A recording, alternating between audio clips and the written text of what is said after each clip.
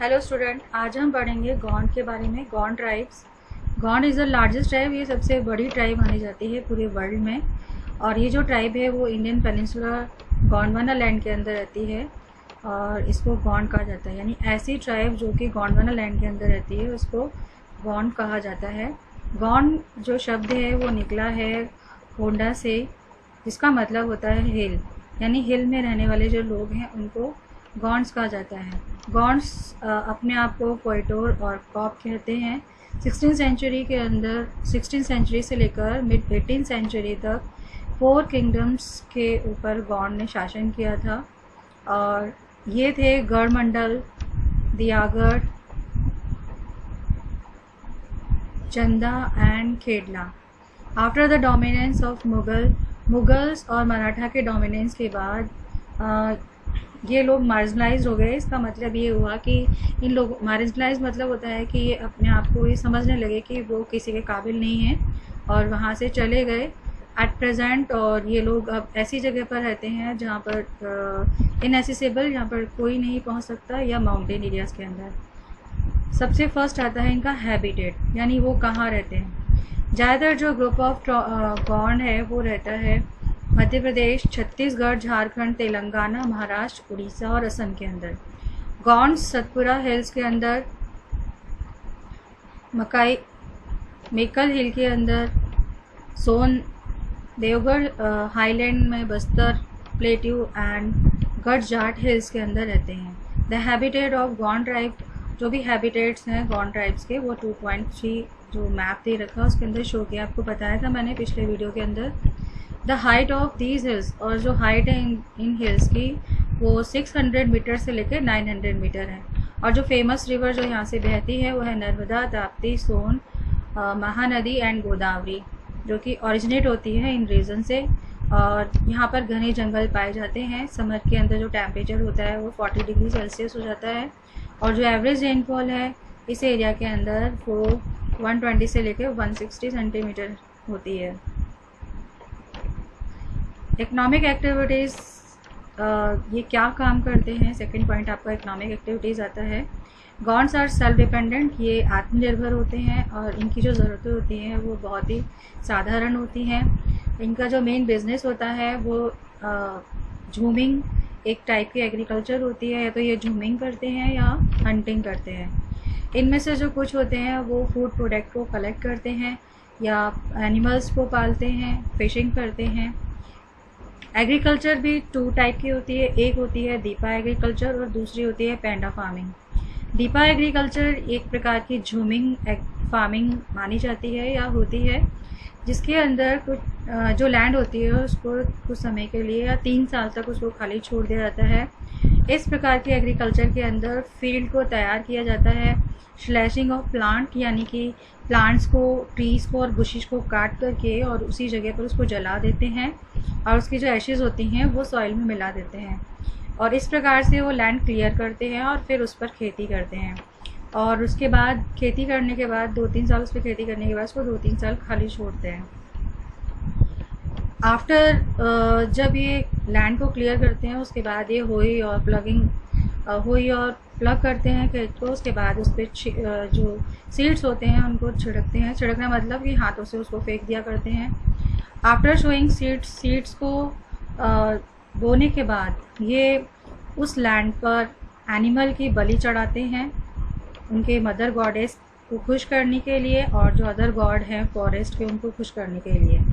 तो ये तो था आपका दीपा एग्रीकल्चर के बारे में। अगर आपसे पूछा जाए कि कितने टाइप के एग्रीकल्चर है तो Deepa agriculture and panda farming है। ये की जाती है स्टीप स्लोप एरियाज़ के अंदर।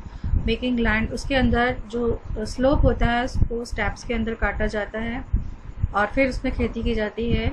और ये बस्तर इन मध्य प्रदेश के अंदर होता है। सम लॉक्स ऑफ वुड्स, और कुछ जो लकड़ी के बड़े बड़े लट्ठे होते हैं या जो पेड़ का बीच वाला जो हिस्सा होता है उसको काट कर लोअर पार्ट के अंदर रख दिया जाता है, जिससे कि वो लैंड को इरोजन होने से बचा सके और सॉइल को मॉइस्चर कर सकें। सम गॉन्ड्स, जो कुछ गॉन्ड्स हैं जैसे कि कोरुक, केवट और धीबर, ये पैसा कमाते हैं फ़िश को पकड़ के उनको बेच करके, या कुछ जो होते हैं वो कैटल पालते हैं।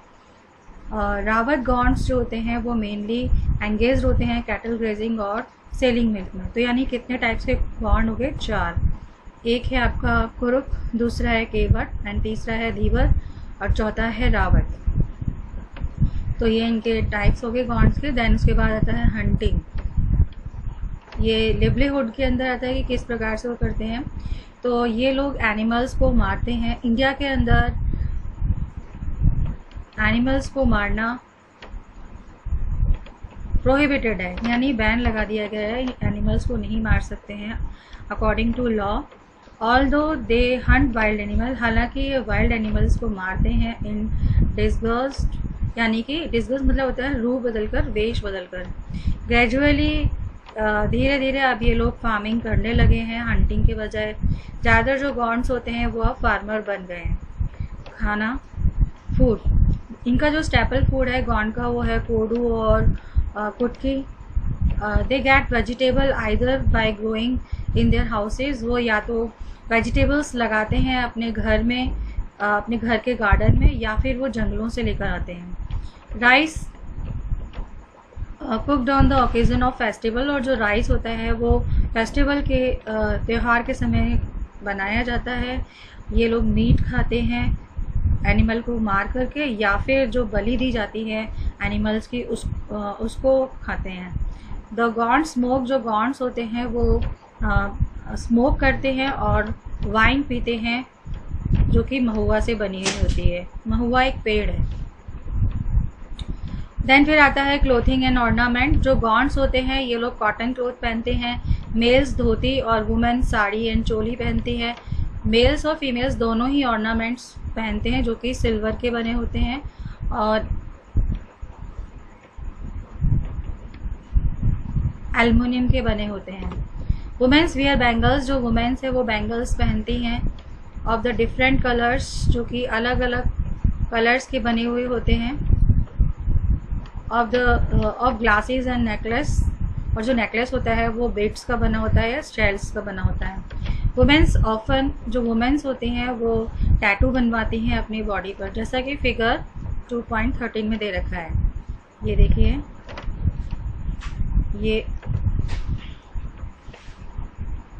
ये बनवा रखा है। ये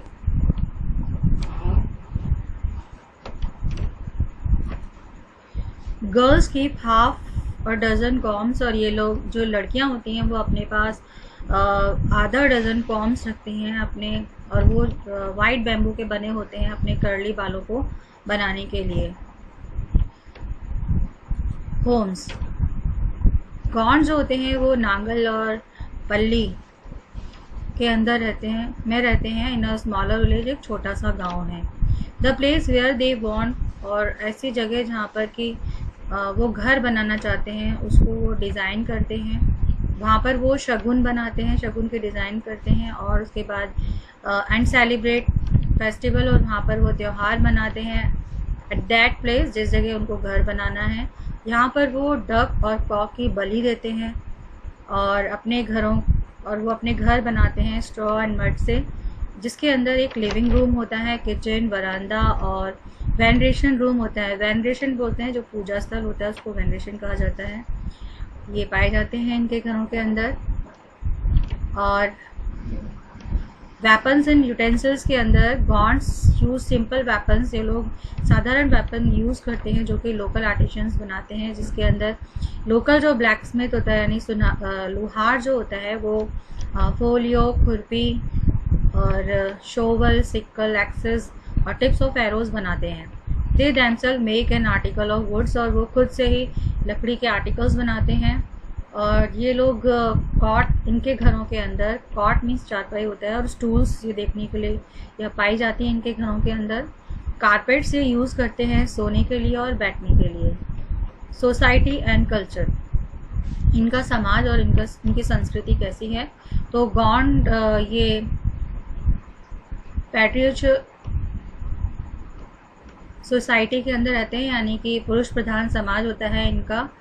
और इनमें अगर किसी फादर की डेथ हो जाती है तो उनकी जो प्रॉपर्टी होती है वो उनके बेटों के बीच में डिवाइड हो जाती है। और जो इनका इनके घर का जो बड़ा व्यक्ति होता है वो हेड होता है फैमिली का।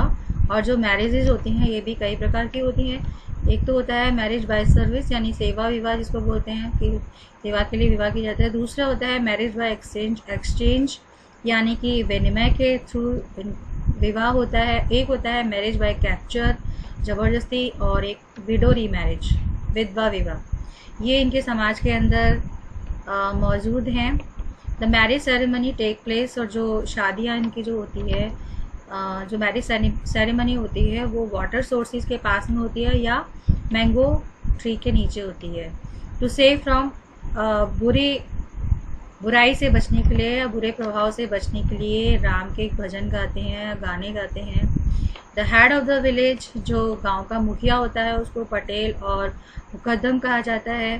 विलेज चौकीदार जो होता है उसको जिसे वॉचमैन कहते हैं, उसको वो लोग कोतवाल कहते हैं। और म्यूचुअल डिस्प्यूट्स, जिनके आपसी जो मतभेद होते हैं वो सेटल होते हैं ग्राम पंचायत के through. The priest of the village, और जो प्रीस्ट होते हैं यानी पुजारी जो होते हैं गांव के, उनको देवरी कहा जाता है।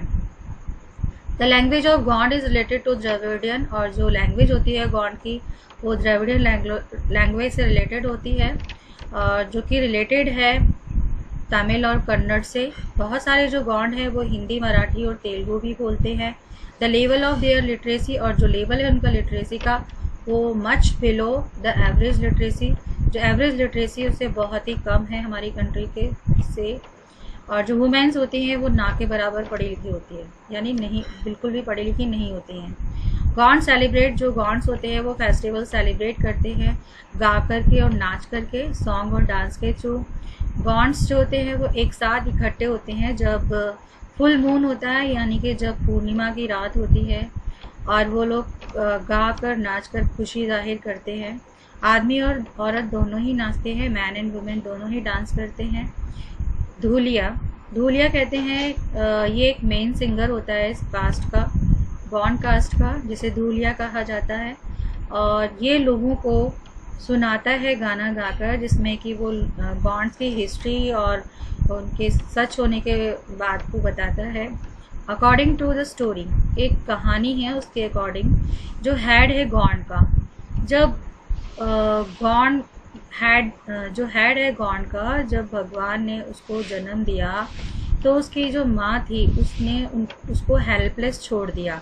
तो देवी पार्वती ने उसकी मदद की, लेकिन जो महादेव थे उन्होंने उनको ले जाकर और एक केव के अंदर बंदी बना दिया। द लीडर ऑफ गॉड, जो लीडर था गॉड का, बहंडी कापर लिंगम, उनकी फिर मदद की थी देवी जंगूबाई ने उनको आज़ाद कराने में। फिर वो जब वहाँ से निकले उस गुफा से तो फोर ग्रुप्स के अंदर थे वो। आफ्टर दैट, उसके बाद जो गॉड्स थे वो 4 क्लेन्स के अंदर डिवाइड हो गए, जिनको कि सागा कहा जाता है in the language of gaudy language के अंदर। इन द पास्ट के अंदर जो गॉड्स थे वो एंटरटेनमेंट किया करते थे कॉक फाइटिंग से, मुर्गों को आपस में लड़ा करके। बड़देव, श्री शंभु, महादेव, परसापन, ये इनके मेन देवता थे, ये इनके मेन देवता हैं। दे ऑल्सो वर्शिप शीतला माता, इसके अलावा ये शीतला माता, छोटी माता देवी, इनकी भी पूजा करते हैं। ये लोग भेड़ और बकरी की बलि देते हैं देवताओं को खुश करने के लिए। ये लोग सुपर नेचुरल पावर पर बिलीव करते हैं, और ये जो पूरी रात ये प्रार्थना करते हैं, जिसको रात्रि जागरण कहा जाता है। Most of the Gonds are Hindu, ज़्यादातर जो गॉड्स हैं वो हिंदू हैं, लेकिन कुछ जो है वो नेचर वर्शिप पर बिलीव करते हैं। नेचर वर्शिपर्स जो होते हैं वो जो जंगलों में रहने वाले देवता होते हैं उनकी पूजा करते हैं।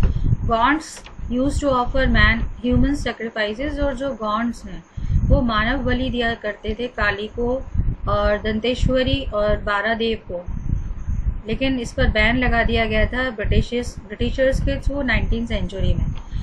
गॉड्स मरने के बाद उनको दबाया जाता है साथ साथ में, या तो उनको दबाते हैं या उसको क्रीमेट करते हैं, यानी उनका दाह संस्कार किया जाता है उनकी डेड बॉडीज़ का। They believe in immortal soul, और वो लोग आत्मा के अमर होने पर विश्वास करते हैं। रिलेशन विद मॉडर्न कल्चर, उनका रिलेशन कैसा है मॉडर्न कल्चर के साथ। Due to the industrial development की वजह से जो इनके हैबिटेट प्लेस हैं, हैबिटेट प्लेस पर जो गॉन्ड्स होते हैं वो वेजेस पर काम करते हैं। ये बढ़ गया है लास्ट 30 ईयर्स के अंदर। Large number of Gonds are working in a mines, और बहुत सारे जो गॉन्ड्स हैं वो माइंस के अंदर काम करते हैं, कंस्ट्रक्शन वर्क से रिलेटेड काम करते हैं। न्यू एंड परमानेंट विलेजेस, नए और परमानेंट गाँव इनके स्टैब्लिश कर दिए गए हैं नियर द माइंस के पास या कंस्ट्रक्शन वर्क के पास। इनके गांव के अंदर हॉस्पिटल, स्कूल, मार्केट्स, बैंक्स और पंचायत स्टैब्लिश कर दी गई है। इनके जो कॉन्टैक्ट्स हैं वो सिटीज़ के साथ बढ़ गए हैं क्योंकि रोड और रेलवे ट्रैक बन गए हैं इस वजह से। द स्टैंडर्ड ऑफ लिविंग, इनका जो लिविंग स्टैंडर्ड है वो बदल गया है। ओल्ड कस्टम्स एंड ट्रेडिशंस बदल गए हैं। गवर्नमेंट ने कम्प्लीटली बैन कर दिया है कस्टम ऑफ इनब्रोडिगो, यानी कि कबाड़ी, जिसको कि ये एक सिंबल माना जाता था स्लेवरी का, यानी दास्ता का। इन दिस कस्टम, इस कस्टम के अंदर अ बोरोअर हैड टू वर्क, जो बोरोअर्स हैं मतलब जिनको खरीदा गया है उनको दास के रूप में काम करना पड़ता है मनी लैंडर्स के घर में कई सालों तक, और उनको for a small amount of debit, अगर उन्होंने कुछ थोड़ा सा भी उधार लिया है तो उसके बदले में। द स्टैंडर्ड ऑफ एजुकेशन, जो एजुकेशन का स्टैंडर्ड है वो भी बढ़ गया है। Life has become more convenient, और जो इनकी लाइफ है वो पहले से ज़्यादा आसान हो गई है। गॉन्ड ट्राइब्स जो गॉन्ड ट्राइब्स हैं वो अब बिलोंग करने लगे हैं शेड्यूल ट्राइब्स के रूप में। आर गेटिंग बेनिफिट्स, इनको बेनिफिट्स दिया जाता है, फैसिलिटीज़ दी जाती हैं गवर्नमेंट के थ्रू। ये शेड्यूल ट्राइब्स के अंदर गॉन्ड ट्राइब्स को इंक्लूड कर लिया गया है। तो ये आपके गॉन्ड ट्राइब कंप्लीट हो गई। तो आपने इस चैप्टर के अंदर 4 ट्राइब्स के बारे में पढ़ा था। वर्ल्ड के अकॉर्डिंग 2 ट्राइब्स थी, कौन कौन सी थी वो? एक तो थी आपकी बुशमैन और दूसरी थी आपकी एस्किमोज। और इंडिया के बेस पर आपने 2 ट्राइब्स के बारे में पढ़ा था, एक तो थी आपकी गॉन्ड और दूसरी थी आपकी भील।